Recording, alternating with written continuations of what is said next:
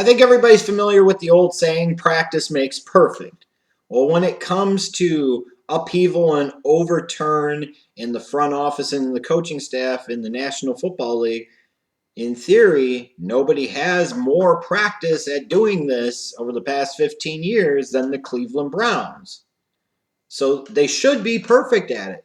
With all the practice they've had every 2 years, firing their team president, bringing in a new one, firing their general manager, bringing in a new one, firing their head coach and coaching staff, bringing in a new one. You would think eventually that they would be able to stumble into something right. They would figure it out. But of course, the Cleveland Browns are the Cleveland Browns for a reason. They are the Skidmarks of the National Football League because they prove the old tried and true axiom that the true definition of insanity is doing the same thing over and over again and being surprised when the results aren't any different. They prove it. Every couple of years. They've had more practice than anybody. And these asshats still can't get it fucking right. And you think about it. You bring in a new general manager. In part because you didn't like the way the old general manager did their job. You want a new general manager to do things a different way. So, of course, they always bring in a general manager who does the same exact fucking thing that the guy before him did. So then you would think that general manager, who in theory is supposed to do things a different way, would also hire a head coach who did things in a different way, because part of the reason you had to fire everybody was because you didn't like the way the previous head coach did things. But more often than not, what do the Browns do? They just hire the same type of guy that does things the same damn way, instead of doing what normal organizations would do, which would be hire a different type of head coach to do things a different type of way. You would ultimately assume that front office, the president, the general manager, and the coaching staff would bring in their ways, their system, their philosophy, their players. And ultimately, the most important part of that for any organization is a young quarterback to build your franchise around. There are two types of franchises in the National Football League. Those that have a starting quarterback and those that do not. And the reason the Browns are the Browns, and they are truly the skid marks in the underpants of the NFL Shield, is because they consistently, since 1999, have failed to have a starting quarterback. It is that simple. It comes down to that one position, because everything else builds up to it, funnels up to it, and funnels down and away from it. So you look at it and you think, okay, new team president, new front office, new general manager, new head coach and coaching staff. You need a young quarterback to build around, because Johnny Manziel, you had to get him the hell out of town. So you think, okay, you're going to turn to the draft, and you're going to draft that quarterback and build everything around him. Seems like the sensible, logical thing to do, especially when you look at the past 10 seasons. 8 of the last 10 Super Bowl champions drafted their quarterback. 8 of the last 10. And yes, I count Eli because he was acquired via draft day trade. He counts. Never played for anybody else. Never signed with anybody else. 8 of the last 10 seasons, the Super Bowl champion drafted their starting quarterback and developed him. On top of that, 8 of the last 10 Super Bowl losers also drafted their quarterback. Just think about that for a second. Just think about that. I want you to think about that for a second. Out of 20 possible teams, 80%, 16 out of 20, had drafted their starting quarterback. So would you rather build yourself like the 80% of the teams that won it? You would think. You would think. As opposed to the 20% that had. And furthermore, for the 4 quarterbacks, it's actually technically 3. One of them made 2 appearances during that time frame. Out of those quarterbacks that weren't drafted by their team, I want you to take a look at the names. Peyton Manning, future first ballot Hall of Famer. Drew Brees, future first ballot Hall of Famer. Kurt Warner, future Hall of Famer. So the 3 guys that weren't drafted by their team originally that made it to the Super Bowl, for crying out loud, are future Hall of Famers.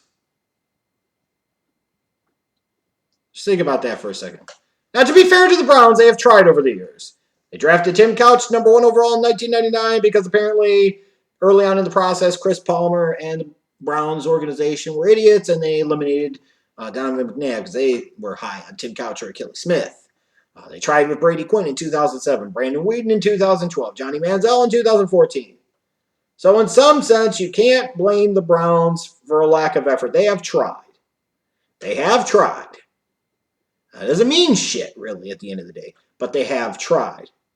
The problem lies with the players chosen and the philosophy that was executed over the position taken. And this comes down to the whole thing of why the Browns are the skid marks in the underpants of the National Football League. Again, we harken back to the saying that the true definition of insanity is doing the same thing over and over again and expecting the results to be different or being surprised when the results are exactly the same.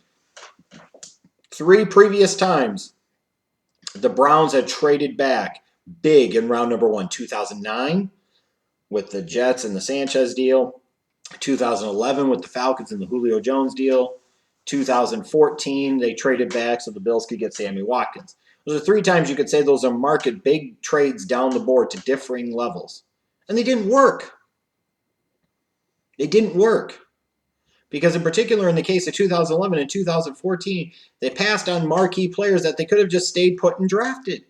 All those other picks that they accumulated mattered not two hella fucking beans. And then on top of that, when you look at the philosophy of how they took their quarterbacks, Tim Couch was the number 1 overall pick in 1999. That was just a bad evaluation because they thought Tim Couch was better than Donovan McNabb. That was crazy then, and it looks even more ridiculous now. But the last 3 times they drafted a quarterback in the first round, it was the second of their first-round picks. 2007, they took Joe Thomas, number 3. Great success, potentially Hall of Fame player. Then they traded up to, 22 to take Brady Quinn. So 5 years later, they had Trent Richardson, who they just had to trade up from 4 to 3 to get with the Minnesota Vikings. And they're sitting there at 22 with the pick that belonged to the Atlanta Falcons. They take Brandon Weeden, oopsie daisies. So 5 years later, take a quarterback in the exact same spot, exact same approach. So 2 years later, another regime does the same fucking thing. Trading up from 26 to 22 to get fucking Johnny Football after they took goddamn Justin Gilbert 8. 3 straight times they were in this position. 3 straight times they executed it the same way. The first 2 times failed. What the hell made them think the third time was going to be any different, in particular with the choice of players? Whereas 2 years ago in that draft, I said, imagine if they took Odell Beckham Jr. and Teddy Bridgewater, how much better off they would be as an organization. Even with Bridgewater being out for the year now with the horrific knee injury, they'd still be so much better off as an organization. Those 2 first-round picks from 2014 are gone. Gilbert traded to the Steelers for a late-round pick. Johnny Manziel cut at Texas A&M doing fucking ligas off of the butt cracks of tranny strippers. I don't fucking know. But it's the problem of the approach. They keep doing the same fucking shit. Somehow this organization believes that the quantity of picks over the quality of picks is the right idea, yet it's never worked for them. And every time somebody tries it, it doesn't work for them. And this whole thing of waiting to take the quarterback and not valuing the quarterback position. Because I could say we valued it because we kept taking guys in round 1. Yes, but they kept waiting on them and they kept taking them with their second first-round pick. That means they didn't value it nearly as much as they should have, especially knowing that they're not any fucking good at their job of evaluating talent as an organization consistently.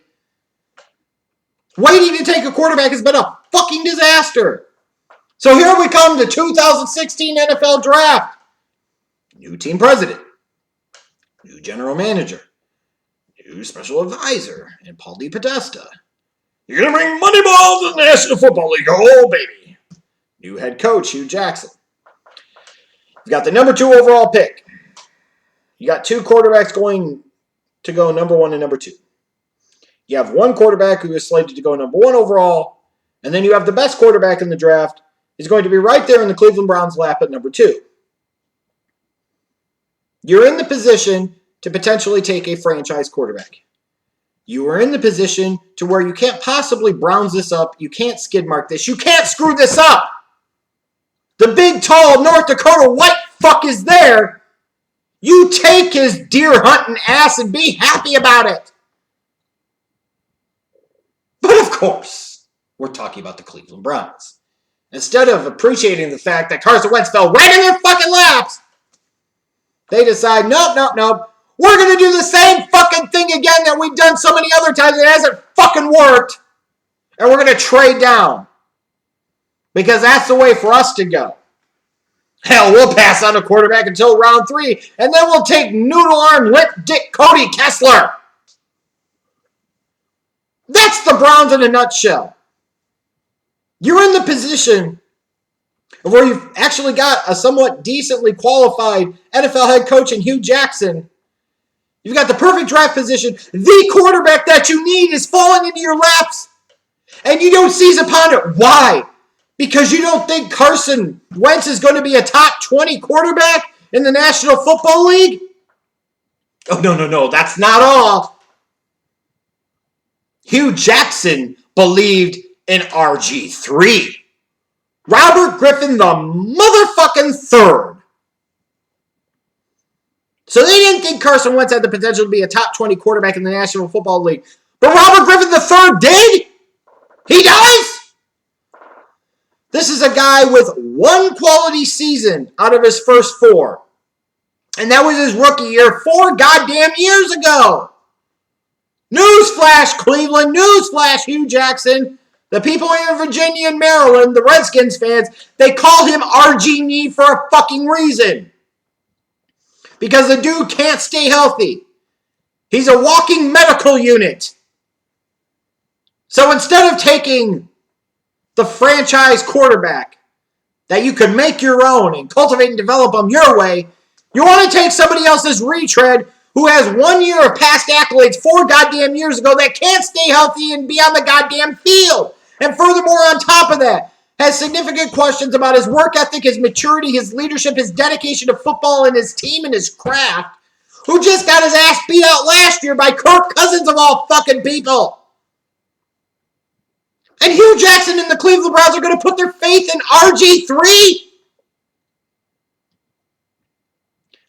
The reason the last few quarterbacks you drafted didn't work was because you took guys later on, and in particular in the case of Brandon Wheat and Johnny Manziel, let's face it, we look back, those guys had no business being drafted in the first round or maybe even in any round in the NFL draft. Just poor talent evaluation, poor decision making. It doesn't mean when you have the chance to take a true blue franchise type of guy at number 2 overall that you pass on him for more fucking draft picks.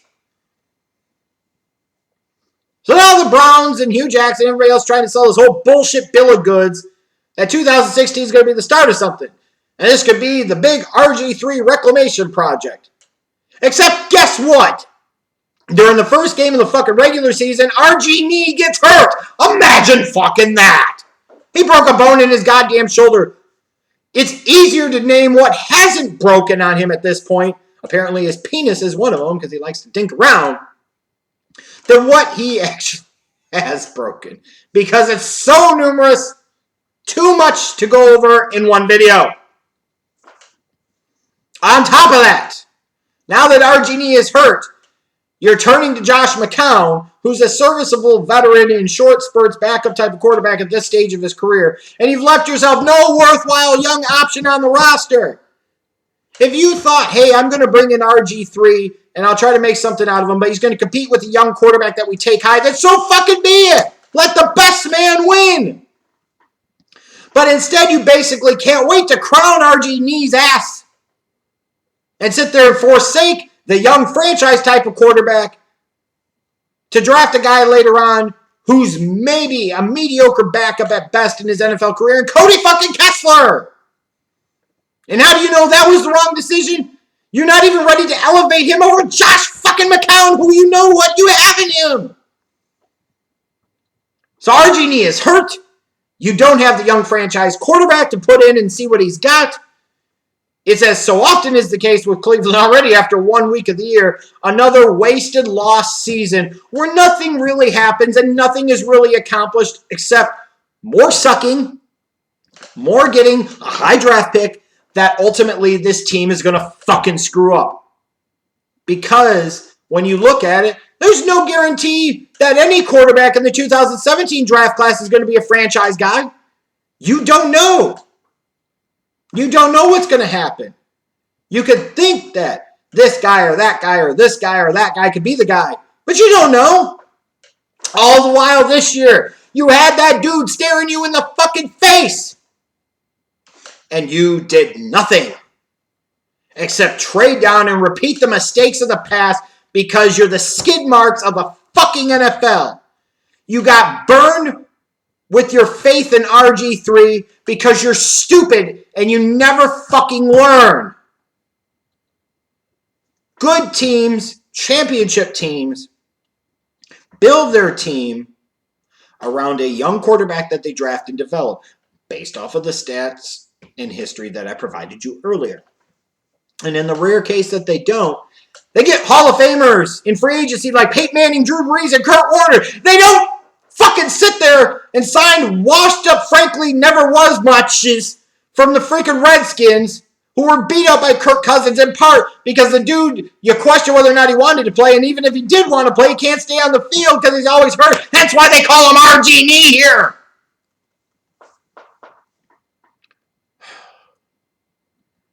The Browns never learn. They put their faith in RG3, and they get exactly what the fuck they deserve. This is why, for so many other reasons, I feel so bad for Browns fans. Because they're stuck with this, and nothing ever changes.